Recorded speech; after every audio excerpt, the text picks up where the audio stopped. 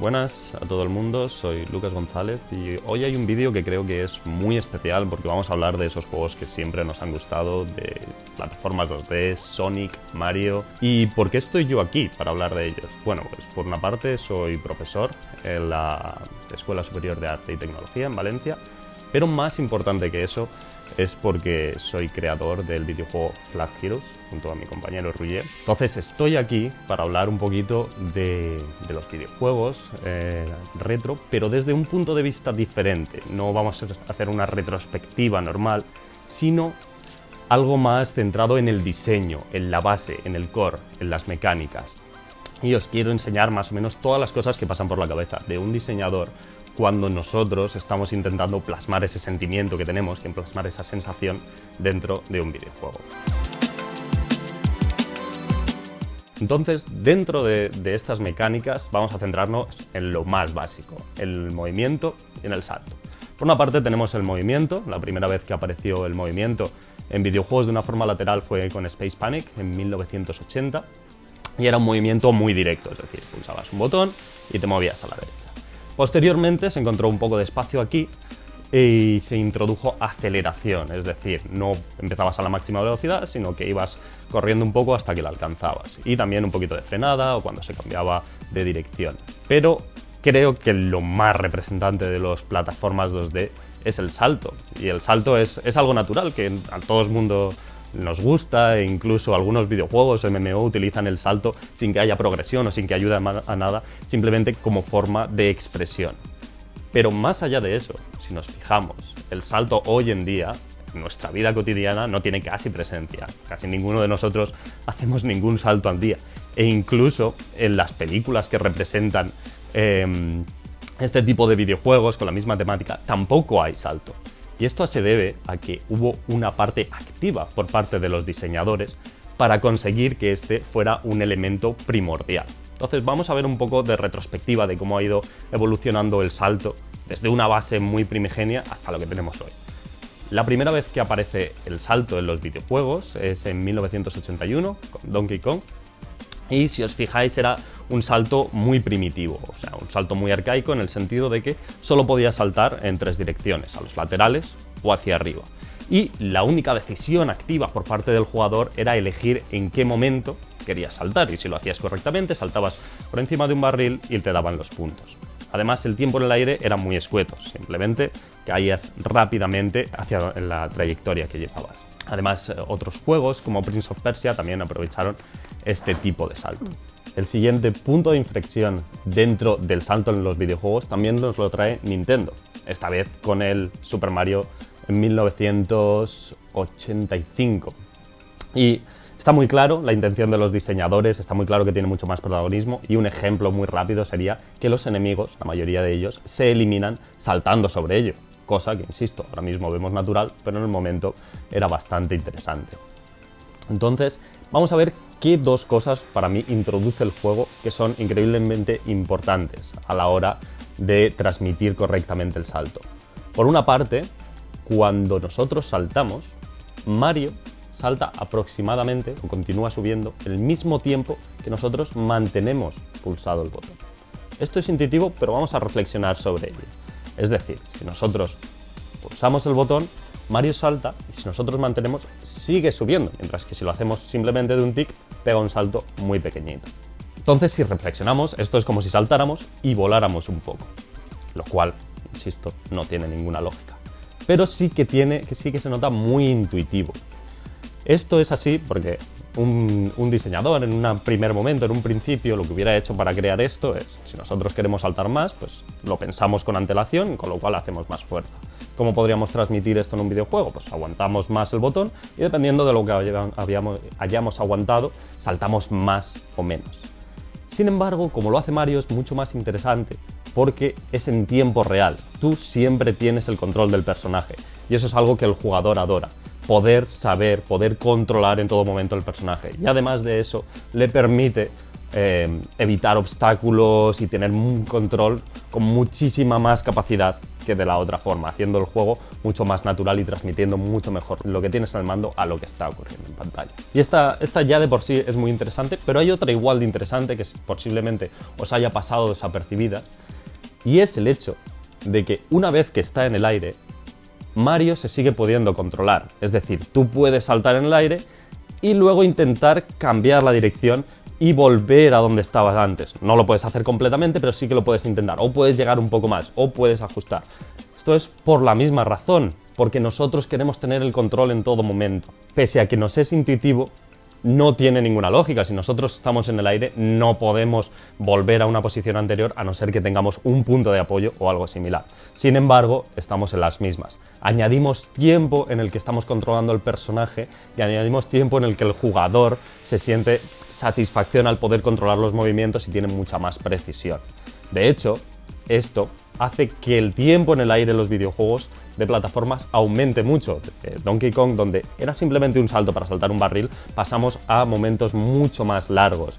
Y prueba de ello es que este tipo de movimientos, incluyendo el salto variable y el salto con control en el aire, estuvieron presentes en los siguientes títulos, como Super Mario Bros. 3, Super Mario World, y con cada vez más control y cada vez más rango en juegos como Aladdin en 1993 o El Rey León, de los pocos títulos utilizando una licencia cinematográfica que fueron aclamados por la crítica, y en última instancia en 1994 con Donkey Kong Country, donde está mucho más claro y además de otros controles fueron también muy mejorados en general, haciendo un control mucho más directo. Bueno, pues estas serían las características bases, las características clásicas. Obviamente hay muchas más, pero incluso dentro de estas habría muchísimas más cosas que rebañar, muchísimos más vericuetos donde los diseñadores intentamos introducir. Por poner un par de ejemplos de los más llamativos, siempre me gusta mucho el Coyote Jump. Cuando tú estás jugando a un videojuego de plataformas 2D y llegas a un precipicio que te deberías caer, hay un tiempo de gracia en el que puedes seguir saltando incluso estando en el aire. Esto se hace para no penalizar mucho al jugador y se hace tan rápido que la mayoría de los jugadores no lo perciben. Un ejemplo muy característico de esto que yo siempre tengo en mi memoria de lo frustrante que puede llegar a ser esto era el Tomb Raider original, cuando tenías que hacer saltos milimétricos y si lo hacías justo un momento después de cuando debías, caías por el precipicio y perdías toda la partida y era increíblemente frustrante. Otro ejemplo de esto, lo que se llama el Memory Jump o Buffer Jump. Justo antes de caer, si pulsas salto, incluso cuando no has tocado el suelo, el jugador automáticamente, internamente recordaremos que lo has hecho y el jugador volverá a saltar. Y es por la misma razón, porque sabemos lo que el jugador quiere hacer y se lo permitimos hacer. ¿Se puede? ¿Esto diríamos que hace el juego más fácil? Sí, pero no es un problema, porque aquí la dificultad es frustrante. Le podemos añadir dificultad en otros sitios muy diferentes y va a ser mucho más interesante y satisfactorio. Entonces, con estas cosas ya tendríamos una base muy clara. Obviamente hay muchas más cosas dentro de un videojuego de plataformas 2D, como pueden ser más mecánicas, Mario puede disparar, Sonic se puede hacer una bola, y que le dan un poquito de variedad a cada juego. Y, por supuesto, el diseño de enemigos, el diseño de niveles. Entonces, todas estas son demasiadas cosas para tratarlas en este vídeo, y lo que vamos a hacer es ir viendo unos cuantos ejemplos que creo que son muy representativos de estos casos y ver cómo hace cada uno de ellos con unas mecánicas core muy específicas y cómo se expanden en diferentes direcciones para transmitir sensaciones completamente diferentes. El primer videojuego del que quiero hablar es el Sonic. Sonic es un juego al que yo adoro y que estuve jugando muchísimo tiempo cuando era más pequeño, y este juego, la principal característica es que quiere transmitir velocidad, quiere transmitir esa energía de ir muy rápido, y lo hace en un espacio de diseño muy pequeño, simplemente en el movimiento. En el movimiento que comentábamos antes, lo que hace es, en vez de acelerar a la velocidad total de forma inmediata, pone un límite muy alto de velocidad total y permite estar acelerando durante mucho tiempo hasta conseguir altas velocidades. Y esto es muy interesante porque con ese pequeño cambio se consigue que el juego transmita esa velocidad que le caracteriza. ¿Qué implicaciones tiene esto? Un diseño de niveles diferente. Al tener esta velocidad hay que preparar, porque consecuentemente los saltos se hacen más largos, y hay que preparar los niveles para que estén adecuados a ello. De hecho, es muy curioso porque en Sonic la parte de arriba del nivel suele estar preparada para los usuarios más avanzados que consiguen no tener ningún fallo, mientras que los que tienen fallos tienen otro camino en el que tienen menos elementos de este tipo de plataformeo y más enemigos y otro tipo de mecánicas que lo hacen interesante. En contraposición, en parte, a Sonic, tenemos a Mario. Mario, en pocos momentos, puedes controlar totalmente a Mario, es decir, puedes tener la velocidad total en una fracción de segundo y el salto siempre es el mismo desde cualquier momento y la misma distancia prácticamente. Esto hace que el diseño de niveles pueda ser trazado con mucha más exactitud porque saben las capacidades exactas con las que va a llegar el personaje a cada punto.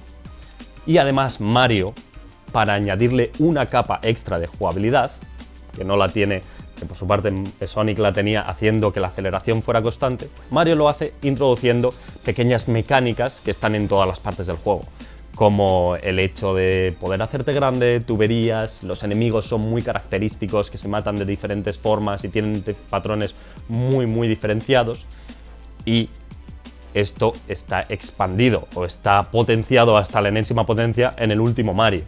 Mario Odyssey tiene la gorra y por una parte amplía muchísimo las mecánicas de movimiento, pudiendo hacer 1000 piruetas, pero no solo eso, sino también amplía todo tipo de mecánicas, pudiendo poseer a otro tipo de ítems y personajes del juego, dándole una variedad enorme que hacen tan característico al juego. Siguiendo con esta línea, otro videojuego que también es santo de mi devoción, Super Meat Boy. Super Meat Boy todavía es más áspero en el sentido de que se centra totalmente en los niveles, pero lo hace de una manera tan magistral que el juego habla por sí solo y está aclamado por la crítica. ¿Cómo lo hace? Super Meat Boy quiere transmitir un movimiento directo y brutal. La curva de aceleración es prácticamente inexistente, el salto variable está muy potenciado y puedes llegar a longitudes, y se centra solo en los niveles, o sea, en los últimos niveles tienes algunos enemigos, pero principalmente lo que hay es obstáculos y plataformas, y lo hace de una forma subiendo un tope de dificultad y haciendo los niveles muy rápidos para que sea muy interesante. Además de ello, Super Meat Boy tiene una particularidad que es para darle variedad a los niveles, utiliza mucho los niveles verticales. Y esto se nota mucho también dentro de las mecánicas, haciendo que la mecánica como el wall jump está muy potenciada y tiene muchas más capacidades que lo que se había visto antes, e incluso tiene un poquito de inercia que hace que sigas con el flow de movimiento y se sienta mucho mejor el juego. Entonces, como veis, hay muchos elementos en los que se puede potenciar el videojuego de una forma o de otra. Ahora estamos viendo dos concretamente, que es depender del nivel o depender de otros elementos. En este ejemplo podemos meter el Rayman. El Rayman lo hace fantásticamente bien dependiendo de los niveles. Lo que hace el Rayman es permitir unos controles muy afinados, muy acertados, pero sobre todo es la posición de cada uno de los elementos dentro del nivel, cómo están distribuidos, los que nos permite a un usuario un poquito experimentado ver cuál es la trayectoria que tienes que seguir, y simplemente tienes que replicar esa trayectoria, y si lo haces correctamente es muy satisfactorio. Y en contraposición a ello, y por último, tendríamos mi juego, Flag Heroes. ¿Qué hicimos con Flag Heroes? Flag Heroes nos empeñamos mucho en el que el control fuera muy preciso, pero nos intentamos olvidar de las plataformas. ¿Cómo es esto? Nosotros queríamos que pudieras acceder a cualquier plataforma del juego de una forma muy rápida, muy inmediata. Y esto lo conseguimos haciendo diferentes cosas. Al tener un arte abstracto nos permitía tener libertad total en el ámbito de las mecánicas. Y ejemplos de esto son, por ejemplo, que cuando estás en el suelo, la velocidad de movimiento es exactamente la misma que cuando estás en el aire. Con lo cual, cuando el jugador aprende a moverse por suelo, lo hace por aire. Y así hacemos que sea más intuitivo. Otro ejemplo de cómo hemos expandido las posibilidades.